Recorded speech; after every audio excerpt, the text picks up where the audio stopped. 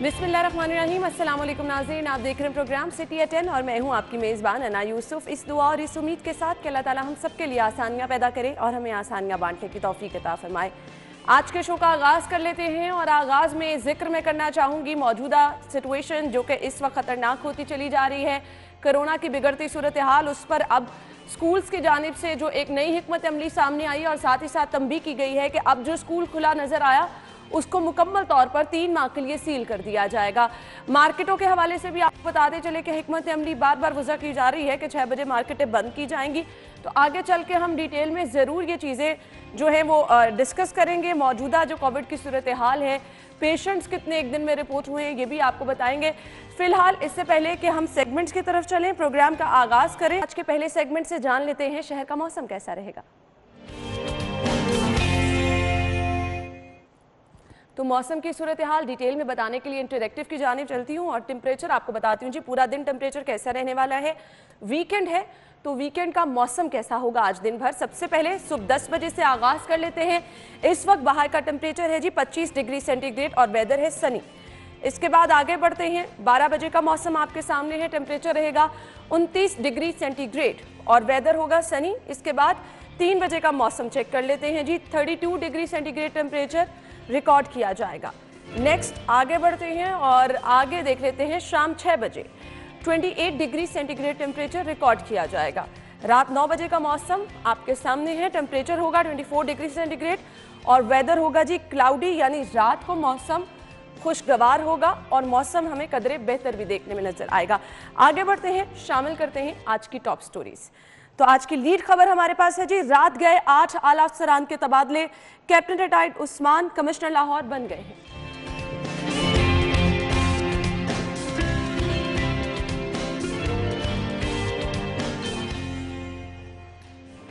इम्तिहानात के लिए दी गई छूट खत्म, आज से जो स्कूल खुला पाया गया 3 माह के लिए सील कर दिया जाएगा।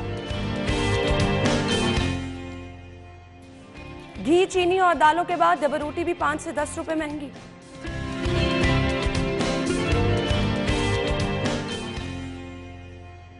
और मुनाफा बख्श महकमा एक्साइज को 80 करोड़ खसारे का सामना।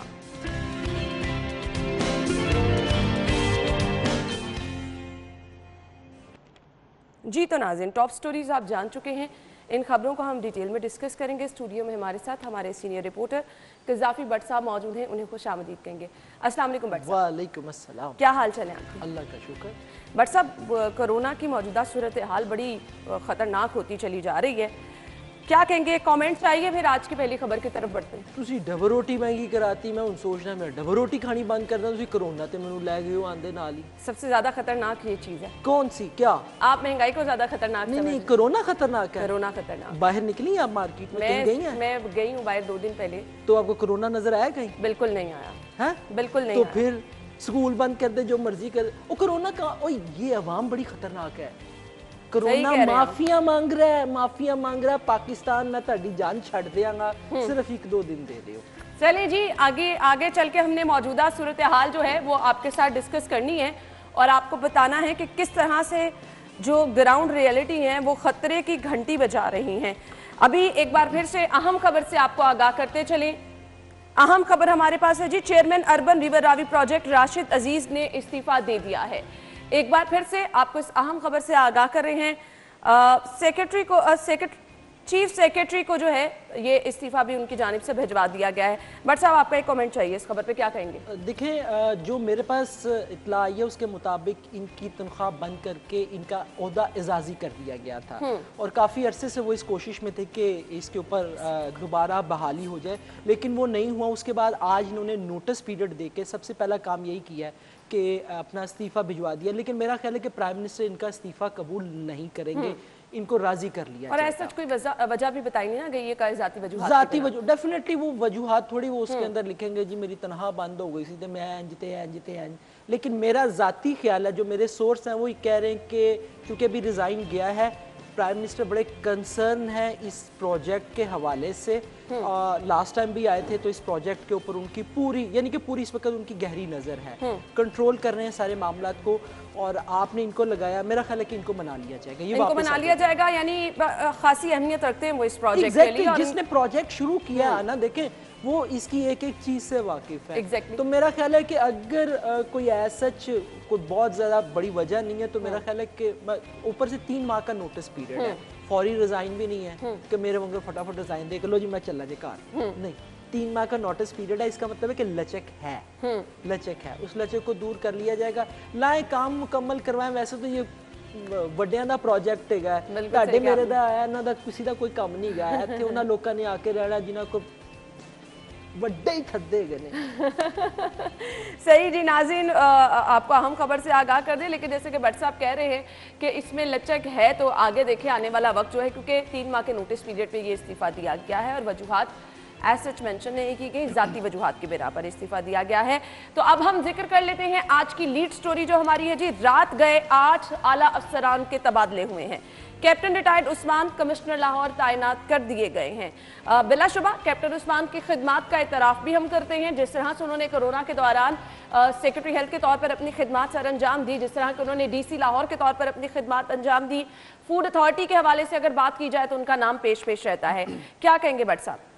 6 कमिश्नर, 5 या 6 IG तब्दील, 4 चीफ सेक्रेटरी तब्दील, शायद सुनने में आ रहा है कि फिर कहीं ना बदल जाए चीफ सेक्रेटरी वगैरह। सुन जो रूमर्स चल रही हैं, देखिए ना, तबादले जुमे को नहीं, जुमे को आए थे प्राइम मिनिस्टर इस दफ़ा, पिछले वीक आए थे, हालांकि मैंने कवर किया। देखो मेरी याददाश्त तो इतनी कमजोर हो गई है, मैं भूल गया किसी ने आया सर। जब आते हैं जब जाते हैं तो थोड़े दिन बाद तबादले शुरू हो जाते हैं। देखिए आप फिर ठीक है, 8 आला अफसरान के जुल्फकार घुमन साहब को गुजरांवाला भेज दिया, अहम जगह पे भेजा है। घुमन साहब बड़े करीबी इनके जो हैं PTI के साथ बड़े अच्छे तरीके से इनको लाया गया था। लाती तो वैसे PTI बड़े अच्छे तरीके के साथ है, हाथों पे बिठा के लाते हैं, लेकिन जब भेजते हैं तो यूं करके भेज देते हैं। तो एनी हाउ, लेकिन अच्छी जगह पे भेजा गया है क्योंकि वो वाला एरिया जो उनसे है, देखिए आपने गुजरांवाला वैसे ही कहते हैं कि नून लीग का वो भी गढ़ है, तो वहाँ पे आपने कुछ कंट्रोल करना है। उस्मान साहब आए हैं, उस्मान साहब नो डाउट एक मेहनती आदमी है। आप ये देखें, पहले DC भी, पहले भी बड़े ओहदों पर रहे, फिर सेक्रेटरी हेल्थ के ओहदे के ऊपर ये आए, तो बड़ा टास्क होगा इस मर्तबा। और मैंने जहाँ तक मेरा कुछ उनके साथ को बहुत ज़्यादा करीबी तो नहीं रहा, लेकिन एज जितना मैंने इनको काम करते देखा है, मेहनती आदमी, बहुत मेहनती, बहुत ही हमेशा कमिटेड। बिल्कुल ऐसे ही अपने टास्क को जो है वो मुकम्मल तौर पर पूरा भी किया। अच्छा, कोविड के दौरान जो हमने देखा कैप्टन उस्मान की खिदमत थी, बट सब पता चलता है किसी की कमिटमेंट का, जब हमने उनको मदऊ किया वो तमाम तर डिटेल्स बताने के लिए क्या सूरत हाल है, हमें मुकम्मल तौर पर टाइम भी दिया, और जो जिस तरह से वो एक्टिव रहे, हमने देखा कि उनकी खिदमात का बिलाशुबा जो है वो हम एतराफ़ भी करते हैं। मुझे बताइएगा, कमिश्नर लाहौर का ओहदा पूरे शहर का जो है वो एक तरह से आपने सारा सेटअप संभालना है, मेरे ख्याल से एक बहुत बड़ा चैलेंज है। देखिए मैंने पहले कहा, चैलेंज को मीट करना उस्मान साहब जो है ना वो बड़ा अच्छे तरीके से जानते हैं, बहुत अच्छे तरीके से जानते हैं। और देखिए सबसे बड़ी चीज़ ये है कि वो हर चीज़ का जवाब देने के लिए मौजूद रहते हैं, कैमरे के सामने हो या कैमरे के पीछे हो। हालांकि अमूमन हमने ये देखा है कि जो सरकारी ओहदेदारान है वो इसके ऊपर आते नहीं है। हाँ, बड़ी प्रॉब्लम आती है कि डॉक्टर साहबा की बात कर लेते हैं, हम उनके पीछे हैं कि भी टाइम दे दें, हम बात कर लें, कोरोना की मौजूदा दूर करें ना डॉक्टर साहबा के साथ, नाराजगियां दूर करें ना। डॉक्टर साहबा नाराज हैं जी आपके साथ। सब नाराजगियां हमने दूर करनी है, सब नाराजगियां तो आपकी और जाहिद साहब की वजह से होती हैं। मेरी आप लोग क्यों हकीकत बता देते हैं जो वो नहीं बताना चाहते? आप लोग वो बता देते हैं और वो नाराज हो जाते हैं। चले कोई बात नहीं, लेकिन मैं आपको बताऊं, मुझे इसलिए उस्मान साहब, मैं खामखा तारीफ का कायल नहीं हूँ, आपको मुझे पता है, लेकिन मुझे ये इसलिए अच्छे लगते हैं कि अगर आपने किसी चीज का जवाब देना है तो ये टेलीफोन उठा के आपको जवाब जरूर दे दें। बिल्कुल बिल्कुल ऐसे ही है, सबसे बड़ी चीज है। देखें, हुकूमती मौकफ आना चाहिए। फिर ये चीज नहीं रहती कि जी हाँ हुकूमत का मौकफ नहीं लिया। बिल्कुल सबसे बड़ी चीज ये होती है, गवर्नमेंट के किसी ऑफिसर को आप पकड़ लें, वो जवाब नहीं देगा, टेलीफोन नहीं उठाएगा। वो डॉक्टर साहब की आपने मिसाल दी, वो बड़े चैनल्स पर तो चली जाती हैं, खैर नहीं हो, चले अब मैं क्या कहूँगा, छोड़े इसको। लेकिन कमिश्नर का ओहदा वाकई आपने पूरे शहर को चलाना है, बिल्कुल एक एक चीज आपके सामने और बड़ा शहर है, बड़े मसाइल हैं, बड़े चैलेंजेस हैं, तो हम कोशिश करेंगे इस पे मजीद भी बात करते हैं। कैप्टन उस्मान का मौक़िफ़ भी जानेंगे, ब्रेक लेंगे, ब्रेक के बाद वापस आएंगे, हमारे साथ ही रहिएगा।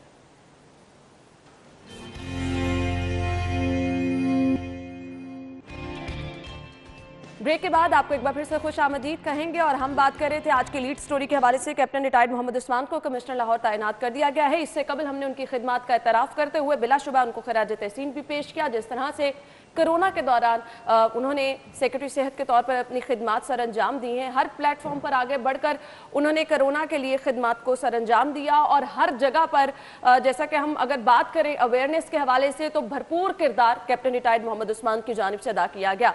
डीसी लाहौर के तौर पर उनकी खिदमात का एतराफ़ हम करते ही रहते हैं, जिस तरह से वो शहर में एक्टिव नजर आए और फिर फूड अथॉरिटी का डिपार्टमेंट जब उन्होंने संभाला तब भी उनकी जानिब से ज़बरदस्त जो है वो कारकर्दगी का मुजाहरा किया गया।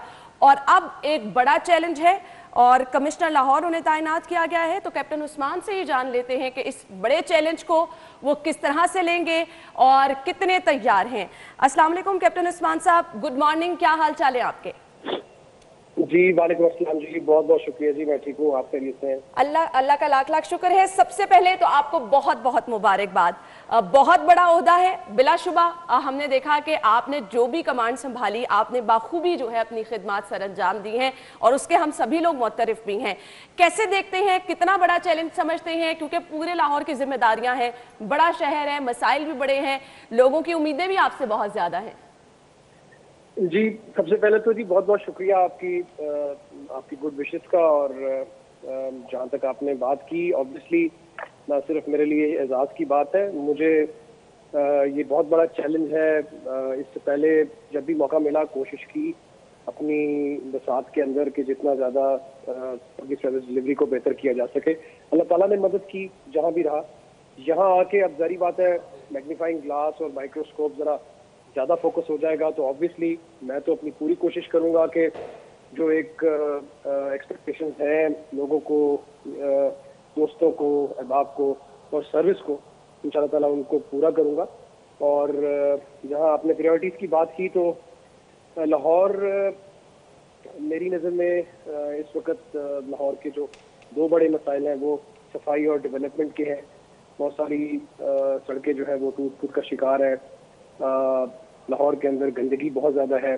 तो इंशाल्लाह ताला पूरी कोशिश करेंगे जो भी इस वक्त इश्यूज हैं ऑफ हैंड, इस वक्त क्योंकि मैंने अभी चार्ज नहीं लिया इसलिए आई कांट से एनीथिंग।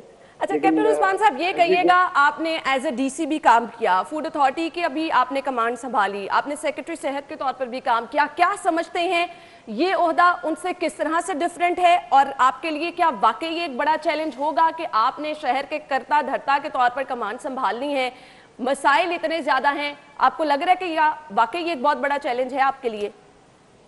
जी बिल्कुल चैलेंज तो है। नया इसलिए नहीं है क्योंकि लाहौर मैंने पहले देखा हुआ है, ये जरा थोड़ी सी उससे बेहतर पोजीशन है, पूरे डिवीजन की जिम्मेदारी है, लेकिन मैंने इससे थोड़ा सा नीचे वाले प्लेटफॉर्म पे देखा हुआ है, तो मुझे इसलिए कोई बहुत ज्यादा डिफरेंट तो नहीं है। चैलेंज आपको इन्वायरमेंट का चैलेंज होता है, आपको स्ट्रक्चर का चैलेंज होता है।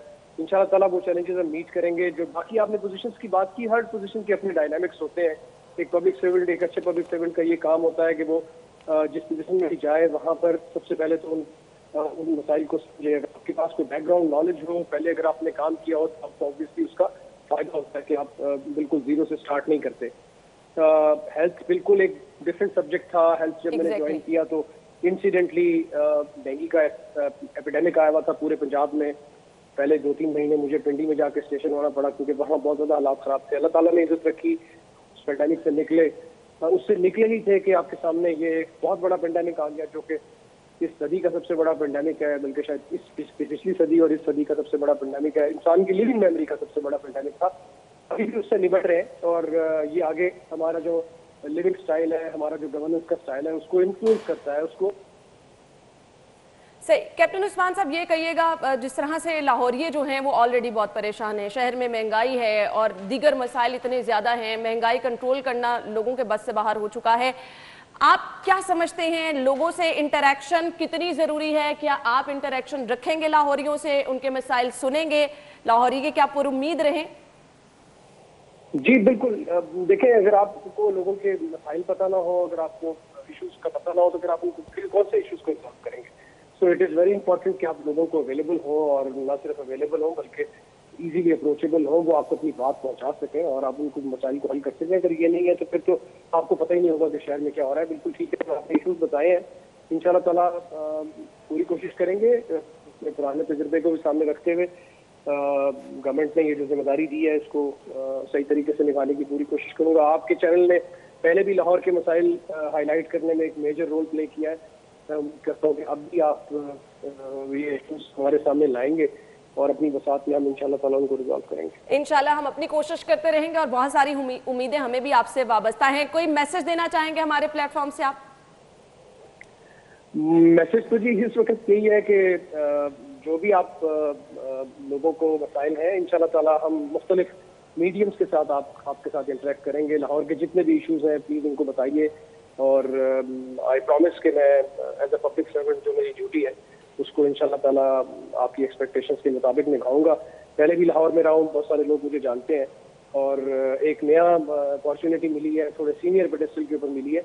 आई विल ट्राई टू, मेरे लिए थोड़ा मुश्किल इसलिए है बिकॉज जब आप दोबारा किसी सीनियर पोजीशन पे आते हैं तो एक काइंड ऑफ एतराफ होता है कि आपने शायद पहले अच्छा काम किया है, एक एक्नॉलेजमेंट होती है। तो मेरे लिए ये ज्यादा मुश्किल है कि मैंने अपनी पिछली रेपुटेशन को भी कैरी करना है और आगे भी अच्छा डिलीवर करना है। तो मुझे आप लोग प्लीज अपने मसाइल बताइए, इंशाल्लाह ताला उनको पूरा रिजॉल्व करने की कोशिश करूंगा। कैप्टन उस्मान साहब, एक शहर का बड़ा मसला है, मैं बार बार उसका जिक्र इसलिए कर रही हूँ क्योंकि लाहौरियों का एक बहुत बड़ा मसला बन चुका है। ये महंगाई ऑलरेडी बहुत ज्यादा है और उसके बाद महंगाई कंट्रोल करने की जिन लोगों की जिम्मेदारी है वो कहीं नजर नहीं आते। तो इसके लिए मेरे ख्याल से बहुत ज्यादा मुतहरिक होने की जरूरत है। कोई प्लान आपने कर रखा होगा?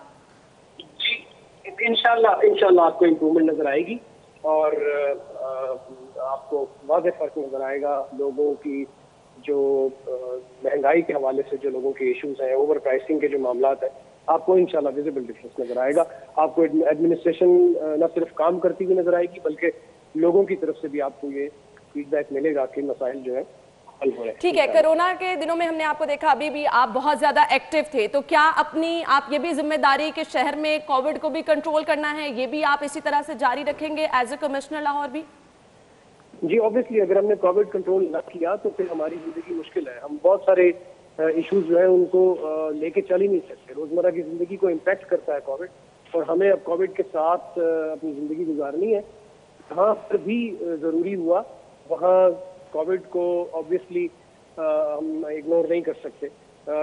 इस वक्त लाहौर की सूरत हाल, पूरे पंजाब की सूरत हाल कोविड को लेके थोड़ी प्रिकेरियस है। हमारे हॉस्पिटल्स के अंदर जो एडमिशंस हैं उनकी तादाद बहुत ज़्यादा है। हमारी जो पॉजिटिविटी है वो बतदरीज जो है पिछले 15-20 दिनों से बढ़ रही है। तो ये बहुत ज़रूरी है कि तमाम लोगों को रियलाइज़ कराया जाए कि हमने SOP की कंप्लायंस भी करनी है।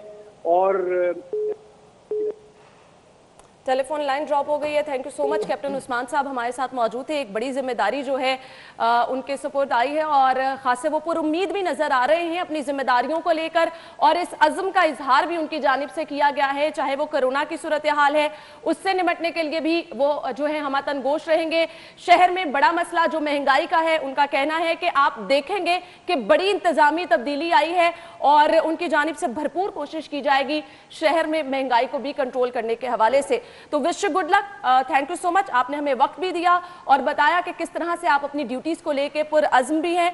हम अपनी जिम्मेदारी भी इंशाल्लाह निभाते रहेंगे, शहर के मसाइल जो हैं वो उजागर करते रहेंगे ताकि वो मसाइल जो हैं वो जल्द अज जल्द हल हो सकें। फिलहाल हम एक ब्रेक लेंगे और ब्रेक के बाद कोरोना की मौजूदा सूरत हाल और स्कूल इंतजामिया को जो तंबीह की गई है कि आया अब अगर कोई स्कूल नजर आया तो उसको 3 माह के लिए सील कर दिया जाएगा, इस खबर को हम डिटेल में डिस्कस करेंगे। ब्रेक के बाद हमारे साथ रहिएगा।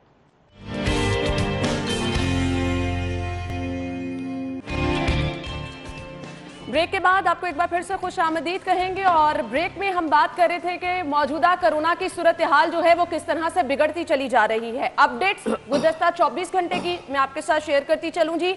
एक ही रोज में कोरोना की वजह से 16 अमवात हुई हैं और सेक्रेटरी हाउसिंग और SHO शादमान भी वायरस का शिकार हो गए हैं। Secretary public health engineering doctor Zafar Nasrullah और पुलिस ऑफिसर राव ओवैस ने घर में खुद को क्वारंटीना कर लिया है। 14 कैदी भी कोरोना का शिकार हुए हैं।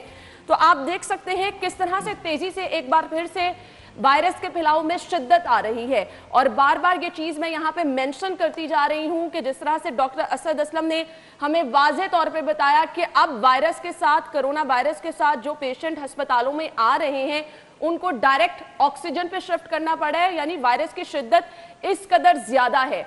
और फिर इसके साथ साथ फैलाव भी इस कदर ज्यादा है कि रोजाना की बुनियाद पर आप देख रहे हैं कि फिगर्स अब डबल होते चले जा रहे हैं, जो कि बिलाशुबा खतरे की अलामत है। दूसरी साइड पे अगर हम शहर के अस्पतालों की हालत देख लें तो वहां पर बेड्स में इजाफा उस तरह से नहीं किया जा रहा, इंतजामिया उतनी एक्टिव नजर नहीं आ रही है जिस तरह से केसेस बढ़ते चले जा रहे हैं। बट साहब, पहली लहर को अगर हम थोड़ा सा कंपेयर करें, इस दफा डॉक्टर असद असलम ये चीज वाजे कर रहे थे कि ये पिछली दोनों लहर से तीसरी लहर जो है बहुत ज्यादा खतरनाक है। हमें उस तरह इंतजामिया मुतहरिक नजर नहीं आ रही। ना तो किसी अस्पताल से ये खबर आई कि बेड्स में इजाफा किया गया, फिर आपके जो एक्सपो वाला फील्ड हॉस्पिटल बनाया गया था उसके बारे में भी फिलहाल कोई अपडेट नहीं है। देखिए ना, जब पहली लहर आई थी तो उसके बाद हम सब एक्सपेक्ट यही कर रहे थे कि ये जब इसकी दूसरी लहर आएगी तो वो ज़्यादा खौफनाक होगी, और वही हुआ। आप देखें दूसरी तीसरी लहर बहुत ज़्यादा खौफनाक है और इसके अंदर पेशेंट्स में अभी इजाफा होना है। जब पहली लहर आई थी तो आपको याद होगा कि रमज़ानुल मुबारक किसी तरह करीब था, बिल्कुल हमने किसी भी जगह पे एहतियात नहीं की। मैंने आते ही प्रोग्राम में कहा, आपको किसी बाहर किसी जगह पे नज़र आ रहा है कि लोग कोरोना से खौफजदा हैं? बावजूद देखे एक दिन के अंदर 16 अमवात हुई हैं, एक दिन के अंदर 16 अमवात। और अभी भी ईमानदारी वाली बात आपको बता रहा हूँ, अभी भी लोग पूछते हैं ओ यार तुसी मीडिया दे बंदे हैगे हो, ए कोरोना वाकई हैगा? यानी कि डेली बेसिस पे हम सिचुएशन दे रहे हैं लाहौर की कि लाहौर के अंदर क्या सूरत हाल है। और साहब, ये चीजें बताना इसीलिए जरूरी होता है, हर दूसरे दिन हर अहम शख्सियत, हर सरकारी डिपार्टमेंट जहां से हमारे रिपोर्टर्स खबरें हम तक पहुंचाते हैं, हम रिपोर्ट करते हैं कि फलां बंदा कोरोना का शिकार हो गया, फलां बंदा कोरोना का शिकार हो गया।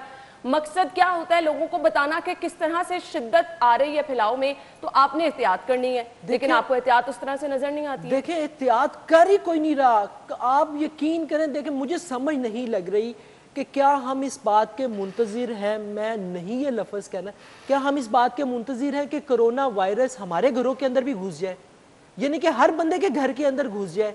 मार्केट चले जाएं, किसी जगह पे आप चले जाएं, बाजार में चले जाएं, सड़क पर चले जाएं, कोई बंदा इस चीज़ को सीरियस लेने के लिए तैयार ही नहीं है कि यार कोरोना है, कुछ थोड़ी सी एहतियात कर लें।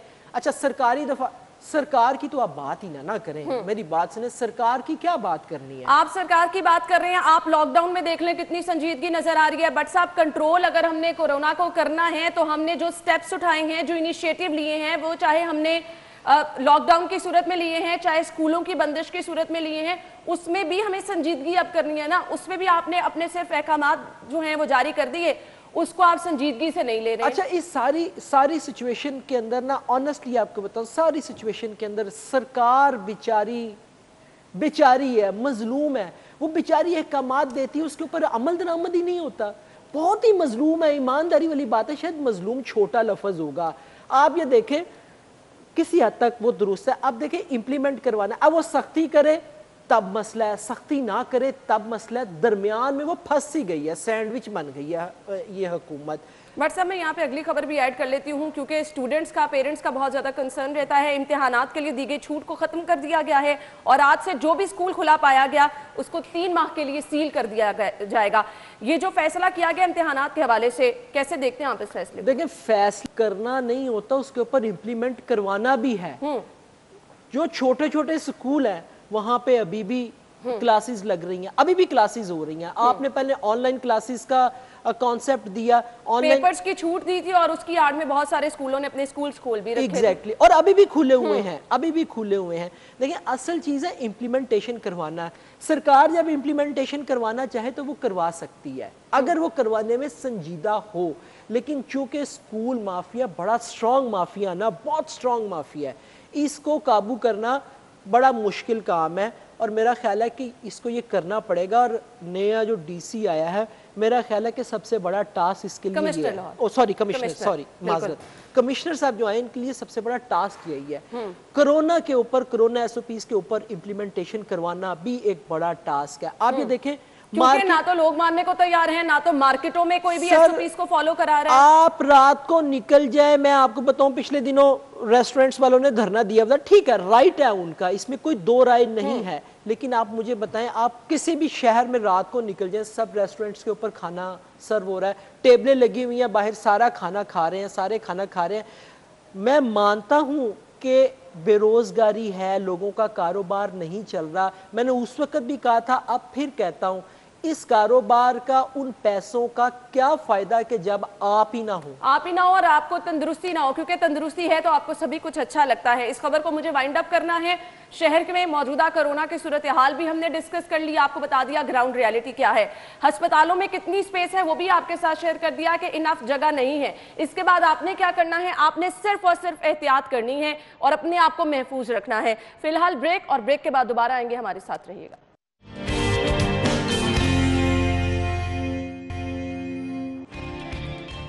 Welcome back. और अगली खबर हमारे पास है जी, महंगाई के हवाले से कमिश्नर लाहौर जो नए तैनात हुए हैं, उन्होंने तो हमें खासी उम्मीद दिलवाई है कि शहर में महंगाई कंट्रोल की जाएगी। महंगाई के साथ साथ मेरे ख्याल से आपके जो प्राइस कंट्रोल मजिस्ट्रेट है, आप उनको ही एक्टिव कर दें तो बहुत बड़ा एहसान हो जाएगा। क्योंकि हमने अक्सर देखा है कि मनमानी कीमतों पर जो भी लोग हैं वो अपने धड़ल्ले से जो चीज़ें फरोख्त कर रहे हैं, पूछने वाला कोई नहीं होता।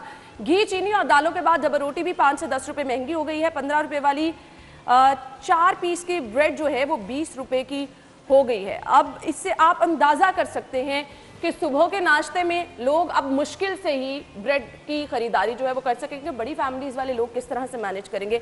बट साहब क्या कहेंगे? अच्छा, मैं भी कहूँ, बट साहब आपको मैंने अक्सर देखा आप ब्रेड का नाश्ता करता है ना, वो वही बता रहे। मैं भी कहूँ, आज मेरी बेगम ने मैनू 3 स्लाइस की बजाय 2 स्लाइस क्यों देते हैं? मेरे शुरू कर दी। मैं परेशान हो गया, मैं कहा यार, सब आपकी जेब का ख्याल रख रही हैं ना। यानी कि पहले 3 स्लाइस आते थे, 2 अंडे, एक अंडे के साथ 2 स्लाइस और एक जैम या उसके साथ मक्खन तो लगाना होता है ना, बेगमों ने भी, बंदों ने भी। तो वो आज मैं लिफाफा खोला तो उसमें सिर्फ 2 स्लाइस थे, एक अंडा। बाद चो मैं कहा होए लो ब्रेड महंगी हो गई है, उन्होंने एक पीस जड़ा है ना बचाना शुरू करता है। अच्छा मुझे ये बताएं, वो आपने घर के अंदर कोई स्टोर में अशिया खोरोनोश स्टोर किए कि नहीं? बट साहब बिल्कुल भी नहीं किए। आप रमजान की तैयारी कर रहे हैं, अभी से कर लें। ते आहो और नहीं ते है ਜਿਹੜੀਆਂ ਚੀਜ਼ਾਂ ਹੁਣ 10-10 रुपये वधियां उदों 200-200 रुपया वध जानी है। फिर ना कहना, मैं सारों को बता रहा हूँ भाई, अपने अपने घरों के अंदर स्टोर कर लें सौदा सामान सारा, रमजान मुबारक आ गया होता ना। बट साहब अगर अब लोग स्टोर करना शुरू कर देंगे, चीनी ज्यादा खरीदनी शुरू कर देंगे, चीजों की किल्लत हो जाएगी, आपको महंगी चीजें हर जगह पे मिलना शुरू हो जाएंगी, अवाम को कहीं पे जो है वो जान को सुकून नहीं आ सकता। तो अवाम क्यों, अवाम जान को सुकून लेना भी नहीं चाहती। अब आप ये मत कहिएगा कि डबल रोटी खाना बंद कर दें। नहीं, मैं तो वैसे सोच, मैं आपकी इस बात से हमेशा इख्तलाफ करती हूँ। जो चीज महंगी होती है आप कहते हैं अवाम ये खाना छोड़े ना, कोई छोड़े भी तो सही ना। मेरे कहने तक किसी छड़ देनी है, मैं तो कहना चाह दे नाल पापे खाना शुरू कर दियो, रस खाने शुरू कर। बट साहब आपकी हमेशा ये स्मार्टनेस, ये काबिले कबूल नहीं है, हो जाएंगे, ये काबिले कबूल नहीं है कि आप जो चीज महंगी हो रही है वो खाना छोड़ दें। क्या क्या चीजें जो है आप खाना छोड़ सकते हैं। खैर क्लोजिंग का मुझे कहा जा रहा है, महंगाई का तूफान मुझे तो लगता है मुश्किल से ही थमने वाला है, लेकिन ये एक बहुत बड़ा चैलेंज है। कुछ कहना चाह रहे हैं? घबराना नहीं, तैयार रहना। जी, तो तैयार रहना, मेरे ख्याल से तैयार रहना ज्यादा जरूरी है। घबरा तो बहुत सारे लोग रहे हैं। Thank you so much Bhatt साहब, आपके वक्त का शुक्रिया। नाज़रीन ब्रेक के बाद आते हैं।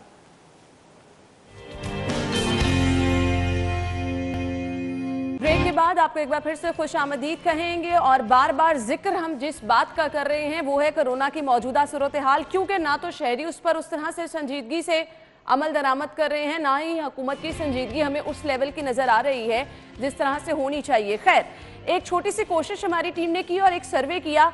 चूंकि हम एसओपीज की बार बार बात करते हैं, तो एसओपीज में सबसे ज्यादा जरूरी क्या चीज है कि आपने मास्क की पाबंदी को यकीनी बनाना है। इस टाइम मेरे स्टूडियो में जितने भी कैमरामैन मौजूद हैं, जीप ऑपरेटर मौजूद है, सबके सब जो है इस टाइम मास्क के साथ अपनी ड्यूटी जो है वो सर अंजाम दे रहे हैं। हालांकि अच्छा खासा डिस्टेंस है, लेकिन आपने क्या करना है, क्योंकि आपने केयर करनी है, आपने एसओपीज को फॉलो करना है, तो ये चीज बहुत ज्यादा जरूरी है।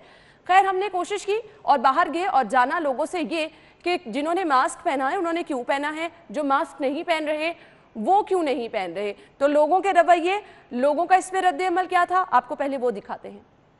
उनको तो पता होना चाहिए, हमें तो नहीं पता, हमने तो देखा नहीं है कोरोना वायरस। होता तो हमें पता चलता। कोरोना वायरस तो पिछले साल से ज़्यादा था, अब तो बहुत ज़्यादा कम है, तो इससे हाल के लोगों को तवज्जो देनी चाहिए, इस बात में है। मास्क मैंने पहना हुआ था, लेकिन मैंने मास्क पहनने गया था, इसलिए मैंने पहना नहीं है। भाई चांस मैं भूल गया, लेकिन हमें एहतियात करनी चाहिए। कोरोना है तो ये नहीं कि आपको कोरोना होगा तो फिर आप मानेंगे कोरोना है। यार कोरोना तो भाई नहीं है, ये तो बस वैसे ही लोगों ने गवर्नमेंट ने बनाई हुई है ड्रामेबाजी। तो कोरोना हो तो फिर प्रॉपर अमल करवाएं, ये गवर्नमेंट का काम है, ये आम लोगों का तो काम नहीं है। मास्क का क्या है ही नहीं कुछ, मास्क किस लिए पहने। गवर्नमेंट तो ऐसे ही कह रही है, नज़ला जुकाम तो हर बंदे को है इस मौसम में, मौसम बदल रहा है, ये पहले भी हो रहा था, आज भी। अभी उतारा है, पहले पहना हुआ था, तो पहनना चाहिए।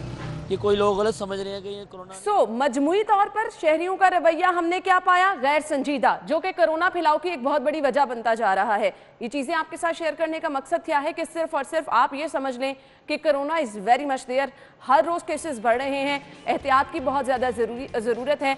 बाज़ारों मार्केटों में अगर आप जा रहे हैं, रश वाली जगह पर अगर आप जा रहे हैं, सबसे पहले तो कोशिश ये कीजिए कि मत जाएं, और अगर जाना बहुत ही ज़्यादा ज़रूरी है तो मास्क की पाबंदी और डिस्टेंस मेंटेन करना जो है वो अपनी ज़िंदगी का हिस्सा बना लें, तभी आप इससे महफूज रह सकते हैं। और जो लोग ये कह रहे हैं कोरोना नहीं है, मुझे तो उनकी समझ नहीं आती कि उन लोगों को क्या कहा जाए, क्योंकि हमने बहुत सारे लोग बहुत ज़्यादा सीरियस सिचुएशन में भी अस्पतालों में देख ली हैं। इसके बाद एक्चुअली अब खौफ आना शुरू हो गया है। अल्लाह ताला हम सभी को इससे महफूज रखे, लेकिन एहतियात हमने करनी है, एहतियात आपने करनी है। सेगमेंट्स की तरफ बढ़ते हैं और आज के मोबाइल रेट्स क्या हैं वो मैं आपको बता देती हूँ। अगर आप प्लान कर रहे हैं मोबाइल ख़रीदने का, तो कौन सा मोबाइल आपको किस कीमत पर मिलेगा। सबसे पहला मोबाइल हमारे पास है ओप्पो A5 मोबाइल। प्राइस इसकी क्या है जी, 29,999 रुपये में ये आप खरीद सकते हैं। रैम है 4 GB और इसकी मेमोरी आप देख सकते हैं 64 GB इसकी मेमोरी है। नेक्स्ट मोबाइल की तरफ बढ़ती हूँ मैं, और नेक्स्ट मोबाइल आपको बताते हैं जी कौन सा है, Vivo V9 मोबाइल है। 29,999 रुपये में आप खरीद सकते हैं। रैम 4 GB है, मेमोरी है जी इसकी 64 GB। इसके बाद नेक्स्ट मोबाइल देख लेते हैं जी, Vivo Y30 मोबाइल। 24,400 रुपये में ये आप खरीद सकते हैं। रैम 4 GB है, मेमोरी है 64 GB। Next mobile Vivo Y15 mobile और कीमत है 25,999 रुपये। रैम है 4 GB, मेमोरी है 64 GB। Next mobile Vivo Y12 mobile, 24,999 रुपये इसकी कीमत है। 3 GB रैम है, मेमोरी है इसकी 64 GB। तो ये थे जी हमारे मोबाइल रेट जो कि आपने जान लिए हैं। मोबाइल रेट्स के बाद कुछ सब्जियों के रेट्स क्या हैं जानते हैं आज के भाव में। फारहान यामीन इस वक्त बाहर मौजूद है। जी फारहान, बताइएगा सब्जियां किस कीमत पर मिल रही हैं। हाँ जी बिल्कुल, मार्केट कमेटी की जानिब से सरकारी तौर पर जो रेट लिस्ट जारी की गई है उसमें आलू की कीमत में इस्तेकाम है 35 रुपये फ़ी किलो के हिसाब से फ़रोख्त किया जाएगा। प्याज की कीमत में 1 रुपये कमी हुई है, 26 रुपये फ़ी किलो के हिसाब से फ़रोख्त किया जाएगा। टमाटर की कीमत मुस्तहकम है, 44 रुपये फ़ी किलो के हिसाब से फ़रोख्त किया जाएगा। लहसुन देसी की कीमत में 5 रुपये कमी है, 85 रुपये। लहसुन चाइना की कीमत में इस्तेकाम है, 150 रुपये। अदरक थाईलैंड की कीमत भी मुस्तहकम रही है और ये 270 रुपये फ़ी किलो के हिसाब से फ़रोख्त की जाएगी। अदरक चाइना 270 रुपये। कीरा फार्मी की कीमत में 5 रुपये इजाफा है, 37 रुपये फ़ी किलो के हिसाब से फ़रोख्त किया जाएगा। करेला 150 रुपये। पालक 37 रुपये। मेथी 42 रुपये फ़ी किलो के हिसाब से फ़रोख्त की जाएगी। बैंगन 37 रुपये फ़ी किलो। बंद गोभी 19 रुपये। फूल गोभी 37 रुपये। शिमला मिर्च 47 रुपये। सब्ज़ मिर्च की कीमत 88 रुपये फ़ी किलो आज सरकारी रेट लिस्ट में दी गई है। घिया कद्दू 52 रुपये। लीमू देसी 160 रुपये। भिंडी की कीमत में 5 रुपये इजाफा है, 207 रुपये। सलजम 19 रुपये फ़ी किलो के हिसाब से फ़रोख्त किया जाएगा। अरवी 104 रुपये फ़ी किलो के हिसाब से फ़रोख्त होगी। मटर 83 रुपये फ़ी किलो के हिसाब से फ़रोख्त की जाएगी। टिंडिया 32 रुपये। मूंगरे 93 रुपये, मूली 27 रुपये, गाजर देसी 32 रुपये, साग 30 रुपये, जबकि जो हलवा कद्दू है 42 रुपये फ़ी किलो के हिसाब से सरकारी जो रेट जारी की गई है उसके हिसाब से फ़रोख्त किया जाएगा। जी ठीक है जी, बहुत बहुत शुक्रिया फायरान, आपने सब्जियों की कीमतें बताई। मीट रेट्स क्या हैं वो मैं आपको बता देती हूँ। ज़ैनत शॉप के रेट हमारे पास हैं जी। अगर आप ज़ैनत शॉप पे जाएंगे, बीफ पर केजी यहाँ से आप खरीद सकेंगे 450 रुपये किलो में बीफ मिन्स आपको पर केजी मिलेगा 565 रुपीज़ पर केजी में। मटन पर केजी आप खरीद सकते हैं 1150 रुपये किलो में। मटन मिन्स आपको मिलेगा यहाँ से जी 1390 रुपये किलो।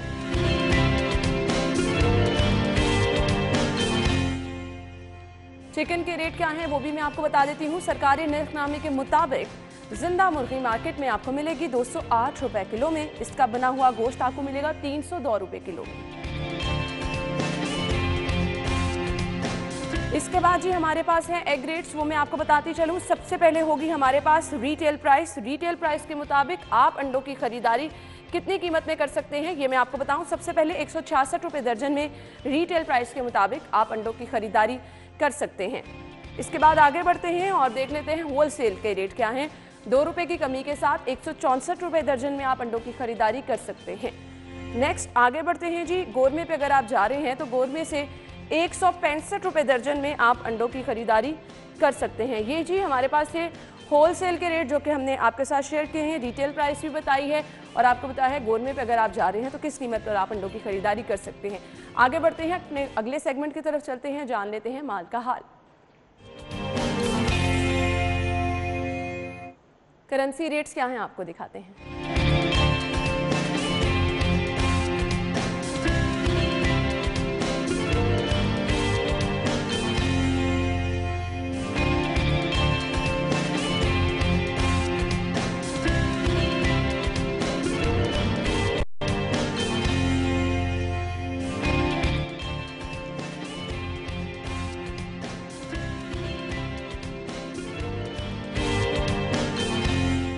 नाज़रीन, माल का हाल आपने जान लिया। फिलहाल एक ब्रेक और ब्रेक के बाद हम शो में दोबारा से हाजिर होंगे, हमारे साथ रहिएगा।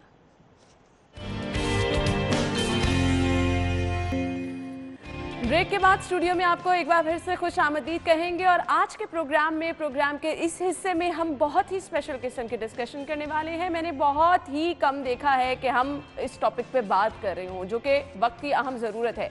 पंजाब की धरती है, पंजाबी ज़ुबान से बहुत सारे लोग मोहब्बत करते हैं। आज भी हमारे घर में सब बड़े जो हैं वो पंजाबी ज़ुबान बोलते हैं, जो कि इंतहाई मीठी ज़ुबान है। लेकिन कहीं ना कहीं ये जो जिद्दत के नाम पर तब्दीली आती जा रही है, हम अपनी इक़दार को, हम अपनी रिवायात को, हम अपनी सकाफ़त को भूलते चले जा रहे हैं। तो आज बहुत ज़्यादा ज़रूरी है कि एक दफ़ा फिर से अपनी इक़दार को, रिवायात को, सकाफ़त को याद रखा जाए। और जब बात की जाती है सकाफ़त की, रिवायात की, तो सबसे पहले बहुत ही मीठी ज़ुबान पंजाबी ज़ुबान का जिक्र आता है। तो पंजाबी ज़ुबान की अहमियत क्या है और इसकी मिठास किस तरह से हम जिंदा रख सकते हैं, आज के इस शो में हम बात करने वाले हैं।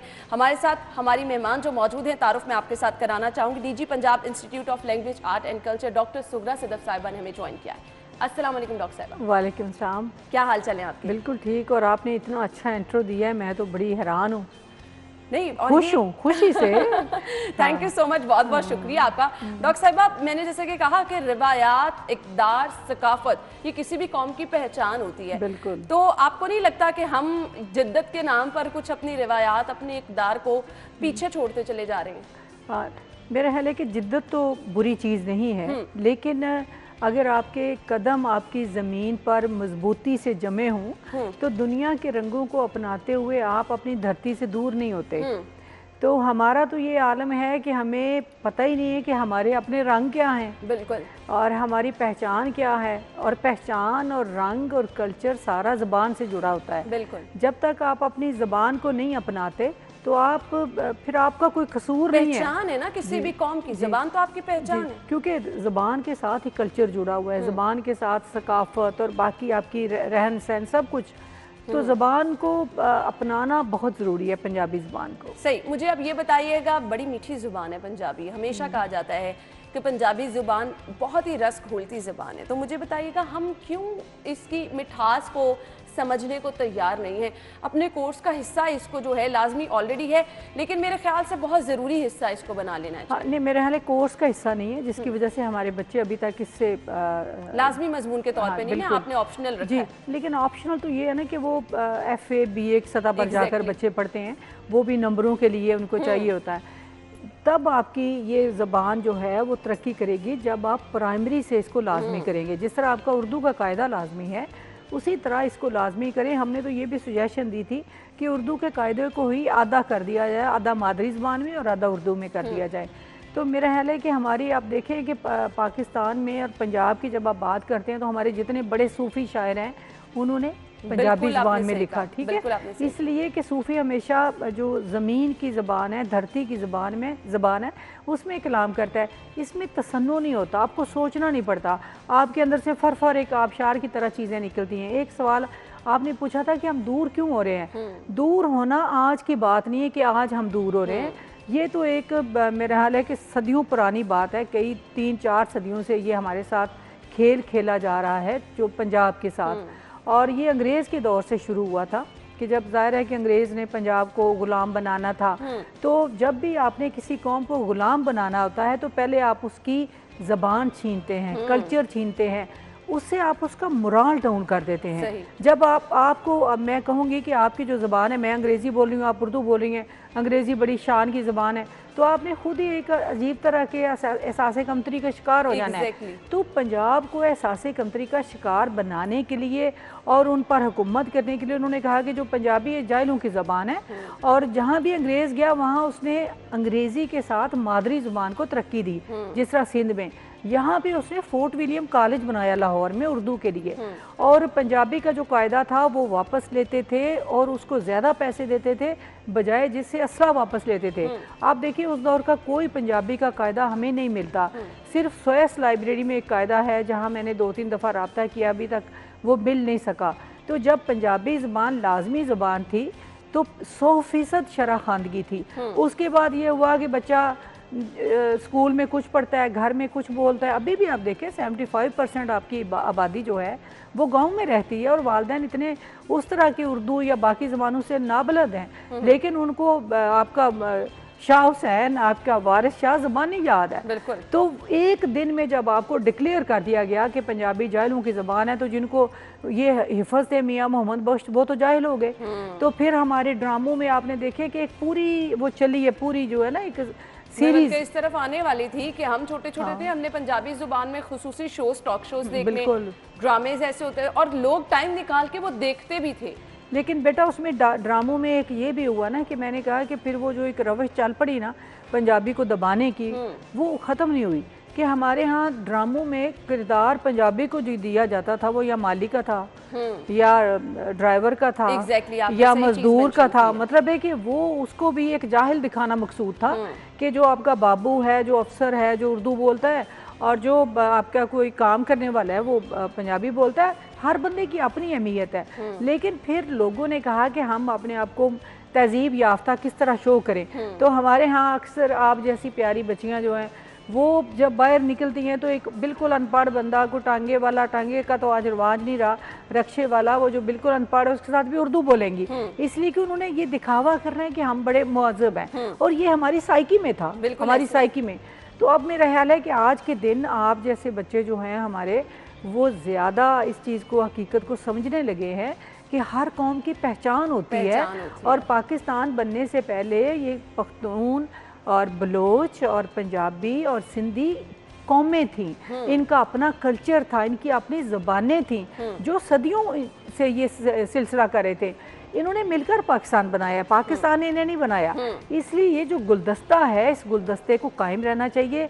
इन तमाम ज़बानों को, जो हमारी कौमी ज़बानें हैं, इन्हें फलना फूलना चाहिए, इन्हें तरक्की देनी चाहिए, क्योंकि यही आपकी पहचान होती है ना। अगर आप इनको तरक्की नहीं देते हैं तो आप बिल्कुल ऐसे ही है कि आप जिस तरह ज़मीन से किसी पौधे को उखाड़ कर गमले में लगा देते हैं, और हम पंजाबी जो है ना वो बिल्कुल गमले में लगी हुई कौम है। बिल्कुल आपने सही कहा। अच्छा, अभी रिसेंटली मनाया गया पंजाबी कल्चरल डे, ये दिन मनाने के अब मकसद क्या होते हैं? क्योंकि हम दिन मना लेते हैं, उसका जो असल मकसद, असल रूह होती है वो समझ से बालातर होती है। मेरे ख्याल है कि ये दिन बहुत ही बड़ी, मैं मुबारकबाद दूँगी, शाबाश दूँगी, दुआएँ भी दूँगी मौजूदा हुकूमत को कि पहली दफ़ा जो हमारे वज़ीर सकाफ़त हैं ख्याल अहमद कासरो साहब और राजा जहांगीर साहब हैं, हमारे जो सेक्रेटरी इंफॉर्मेशन हैं, वज़ीर आला पंजाब उस्मान बुज़दार साहब, इनकी काविशों से ये पहली दफ़ा पंजाब में कल्चर डे मनाया गया 70-72 सालों में। आप देखें कि सिंध में सिंध का कल्चर डे होता है, बलोची कल्चर डे होता है, पश्तून जो है वहाँ पे कल्चर डे होता है। पंजाब का कभी कल्चर डे मनाया ही नहीं गया, इसलिए हमारी जो नई नस्ल है उन्हें पता ही नहीं हमारा कल्चर है क्या। तो मेरा ख्याल है कि ये जो आगाज़ किया गया है, जिस तरह सरकारी सतह पर, मैं अपनी additional chief secretary Iram Bukhari साहबा को भी बहुत ही खराज तहसीन पेश करूँगी कि उन्होंने भी बड़ी मीटिंग्स की, और तमाम जितने हमारे कमिश्नर, डिप्टी कमिश्नर और DPO साहब ने, आप देखा ना पगड़ियाँ बांधी हुई हैं उस दिन, तो वो जो एक सिलसिला CM साहब ने भी, तो वो जो एक सिलसिला था पूरे पंजाब में, ये बहुत ही खुशाइन था और लोगों को बताने का मकसद था। हमारे कई तो डिप्टी कमिश्नर जिन्होंने लाचा और खुस्से पहने होते थे बड़े अच्छे लग रहे थे, तो ये बताना मकसूद था जब ये बाबू हमारे ये कपड़े पहन रहे हैं तो ये कल्चर बुरा नहीं है। जब बड़े पहनेंगे तो फिर आम लोगों को भी ख्याल आएगा कि ये हमारा कल्चर है, इसको अपनाने में हमारी जो है ना बड़ाई है, कोई हमारी कमी नहीं हो रही। बिल्कुल। अच्छा, बड़ा खूबसूरत मंजर होता था, जैसे कि आपने शायरी का तो जिक्र कर दिया, शादी ब्याह की तकरीबात में पंजाबी गाने चल रहे हैं, आपस में वो जो आपकी सकाफत के रंग है वो आप, मुझे लगता है वो भी अब कहीं पीछे रह गए। बिल्कुल, बड़ी अच्छी बात की आपने कि आजकल अब शादियों पे भी जाएं, मेहंदी पे भी जाएं तो गैर मुल्की गाने होते हैं, उस पर डांसेस हो रहे होते हैं और वो अजीब तरह के डांसेस हैं जिसमें मर्द और औरतें इकट्ठे बैठ के देख भी नहीं सकते। हमारे बचपन में हमने अपने भाइयों की और बाकी रिश्तेदारों की शादियों में देखा है, हमारी भाभियाँ, हमारे चाचियाँ, ताइयाँ मिलके गिद्दा डाल रही हैं, ठीक है, और वो एक ऐसा हमारा अपना सकाफती रक्स है ना, तो गिद्दा डाल रहे हैं और झूमर है और भंगड़ा है, मर्द भंगड़ा डाल रहे हैं, और भंगड़ा तो हमारी रूहों के अंदर है, ढोल हमारी रूहों के अंदर है। अभी आप ढोल बजाएं तो मेरे और आपके पाँव हिलने शुरू हो जाएंगे, इसलिए कि ये भी एक रूहानी इंस्ट्रूमेंट है। तो जब आपने इनसे हमें दूर कर दिया और वो जो मसनूई म्यूज़िक है उसमें हमने एक अपना कर तो लिया, लेकिन हमारा दिल खुश नहीं हुआ, हमारी रूह खुश नहीं हुई, जिससे हमारी शख्सियत का तवाज़ुन ख़राब हुआ। यानी वो कहते हैं ना, कौवा चला हंस की चाल, तो वो कहीं का नहीं रहता। वो हाल है हमारा कि हमें पता ही नहीं कि हम हैं क्या, हम कर क्या रहे हैं। जब तक आप अपने आप को पहचानते ही नहीं कि आप हैं क्या, तो तब तक आपकी बात नहीं बनती। आपके अंदर एक जंग चल रही होती है, गिल्ट चल रहा होता है। आपने से अच्छा डॉक्टर साहब, एक और चीज़ मैं यहाँ पर जिक्र करना चाहूँगी, थिएटर ड्रामे ऐसे इंटरैक्टिव बड़े होते थे पंजाबी ज़ुबान में, लोगों को एक बहुत ज़बरदस्त मैसेज भी दिया जाता था। गली मोहल्लों में हमने ऐसे देखे ओपन आप थिएटर लगा के ड्रामे इस तरह से, जिसमें एक मैसेज भी लोगों के लिए छुपा होता था। ये भी रिवायात अब बहुत पुरानी होती चली जा रही है। डॉक्टर साहब, मुझे ब्रेक का कहा जा रहा है, इधर से ही हम गुफ्तगू का सिलसिला आगे बढ़ाएंगे। नाज़रीन, ब्रेक लेते हैं, ब्रेक के बाद दोबारा से आपको ज्वाइन करेंगे, हमारे साथ रहिएगा।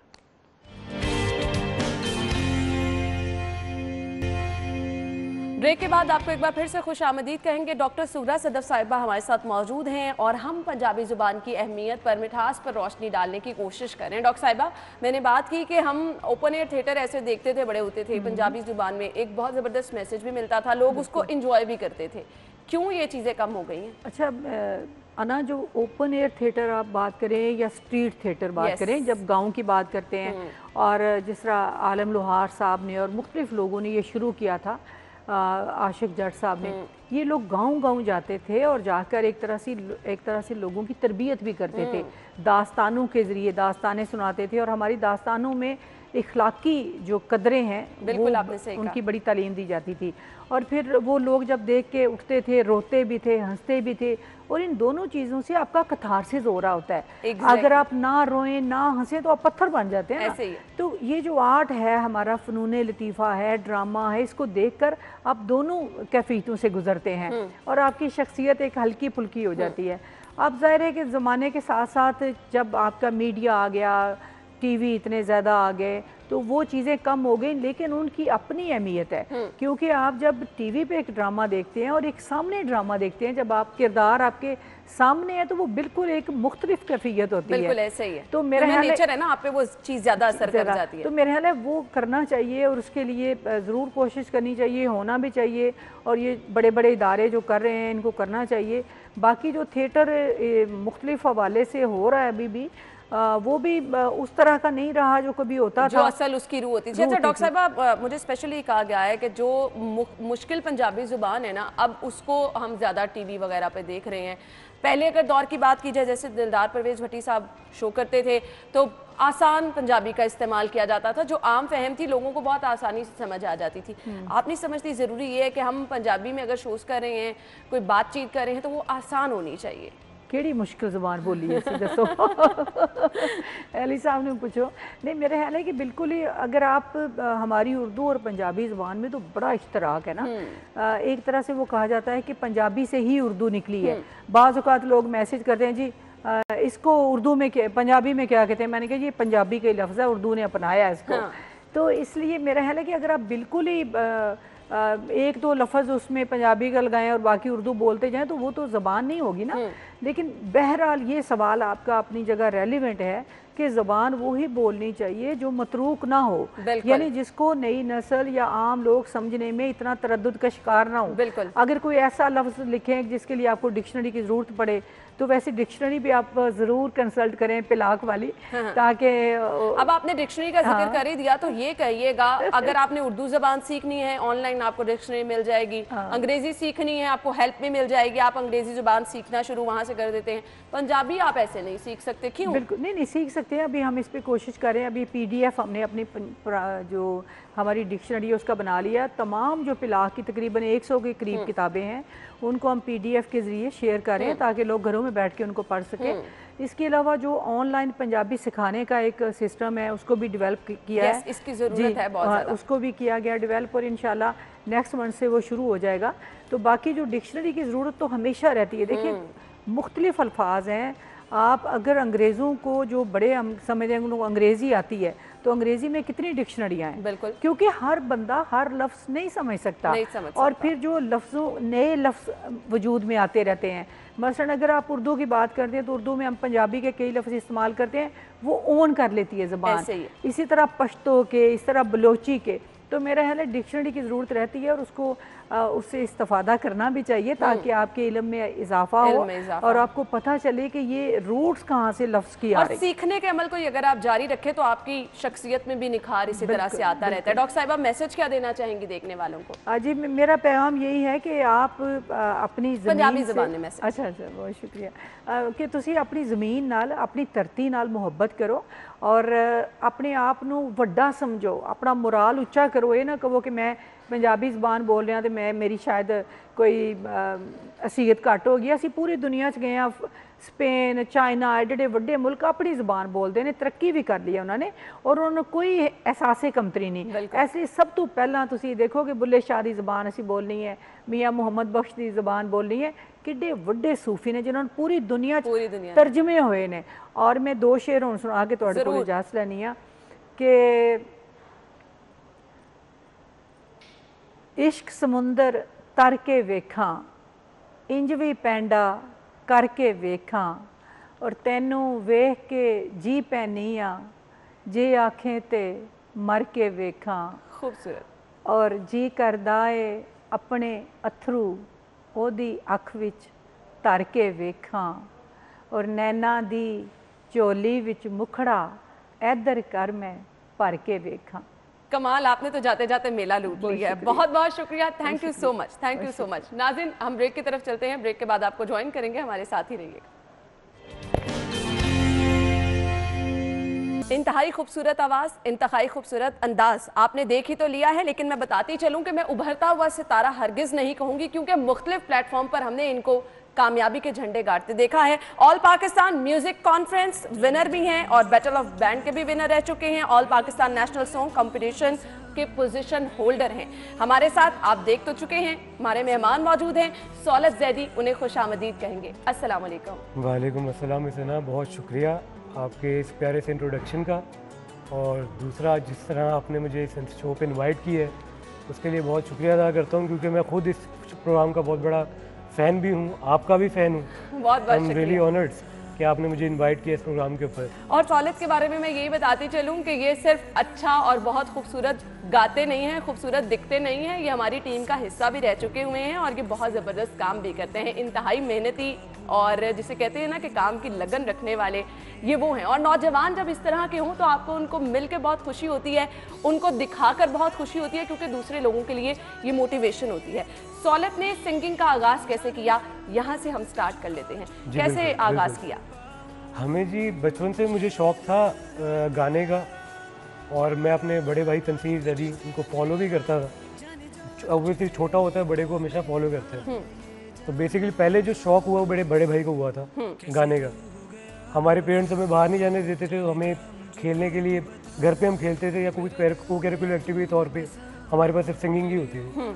सुनने की हद तक था पहले, फिर भाई ने गाना शुरू किया। तो बचपन में गायकी इतनी अच्छी नहीं थी, अम्मी से डांट भी पड़ती थी, मार भी पड़ती थी, लेकिन वो शौक़ फिर इस तरह हमारे अंदर जो है उसका फला फूला कि अब आपके सामने बैठे हुए भाई भी मैं भी। बिल्कुल माशाल्लाह। और तनसीर जैदी का ये जिक्र कर रहे हैं, माशाल्लाह से हमारे एंकर पर्सन हैं, खूबसूरत आवाज़ के हामिल भी हैं, और तनसीर हमारे सबके फेवरेट हैं, ये तो आप सभी लोग जानते ही हैं। तो सौलत मैं आपसे ये जानना चाहूँगी, आपने कहा कि अच्छा बचपन से ही शौक़ था और बचपन से ही आपने प्रैक्टिस भी करना शुरू कर दी, घर वाले डांटते भी थे।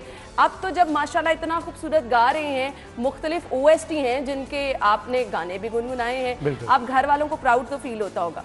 जी जी बहुत बहुत, बल्कि अब जिस OST को आपने प्ले किया है उसकी एक छोटी स्टोरी है कि इसको रिकॉर्ड होने के बाद काफ़ी सारे कॉम्प्लीमेंट्स तो मैं ले चुका था ऑलरेडी, लेकिन जो मेरी सबसे कीमती मेमोरी सॉन्ग से रिलेटेड वो ये है कि मैं घर पर था लाहौर में और मेरी फैमिली ट्रैवल कर रही थी कराची से दुबई।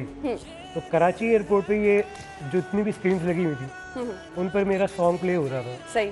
और मेरी वालदा ने मुझे कॉल करके बताया कि यहाँ पे सारी स्क्रीन्स के ऊपर तुम्हारा ये गाना प्ले हो रहा है।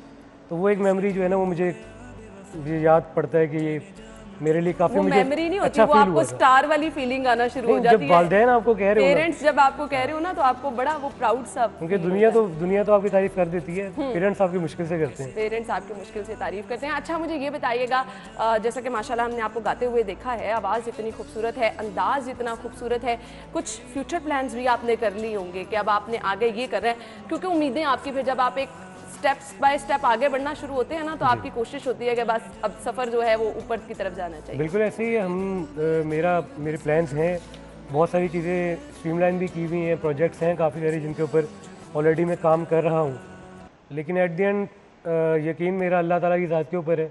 जिस तरह उसने मुझे हमेशा मेरी औकात से बढ़कर ही दिया है, कभी सोचा नहीं था कि मेरा कोई गाना इतना मशहूर हो जाएगा, लेकिन वो अल्लाह के करम से हुआ है। तो इंशाल्लाह आगे भी फ्यूचर प्लान्स मेरे जो मैंने खुद किए हैं, लेकिन ज़्यादा बिलीव इस बात के ऊपर है कि अल्लाह ने जो मेरा प्लान है वो मुझसे बेहतर। बिल्कुल, अल्लाह ताला के प्लान ज़्यादा अच्छे होते हैं और वही आपको कामयाबी की तरफ भी लेके चलते हैं। सौलत, मेहनत कितनी ज़रूरी है? नए आने वाले जो हैं सोशल मीडिया पे हम बहुत सारे सिंगर्स को ऐसे देखते हैं, लोग कहते हैं यहाँ से हम आए हैं, यहाँ से हम छा जाएं। तो मुझे ये बताएं कि मेहनत कितनी ज़रूरी होती है, कितनी आपको लगन के साथ काम करना पड़ता है? आपका एक सॉन्ग हिट हो गया, अब आपको लग गया कि मेहनत की ज़रूरत नहीं है? बिल्कुल भी ऐसा नहीं है मिस, है ना, आप बल्कि आपको देख के हम लोग सीखते हैं। आपने कितनी मेहनत की है वो सारी दुनिया ने देखी है, तो मेहनत के बगैर आप कुछ भी नहीं कर सकते हैं। और अगर कुछ हो भी जाता है तो वो बिल्कुल टेम्परेरीली होता है। आपकी वो जो ऑर्गेनिक ग्रोथ है ना, बेसिकली आपको मेहनत के बगैर नहीं मिल सकती। बिल्कुल। हम लोगों ने जितने भी कामयाब लोग देखे हैं, उनकी जिनकी ऑर्गेनिक ग्रोथ है, उनके पीछे पूरी एक हिस्ट्री है जो आपको वो सुना सकते हैं, बता सकते हैं। बिल्कुल। मैं उस इंसान को कामयाब इंसान मानते नहीं जिसके पास बताने को कुछ होना हो। बिल्कुल। यार मैंने ये सब मेहनत की हुई है, ये स्ट्रगल टाइम मैंने देखा हुआ है, तो आपको खुद भी अच्छा फील होता है। मेहनत और लगन के बगैर काम का मजा भी नहीं आता, और वो कामयाबी भी आपको उस तरह से मजा नहीं देती जो मेहनत से आप कामयाबी हासिल करते हैं। Saulat, thank you so much.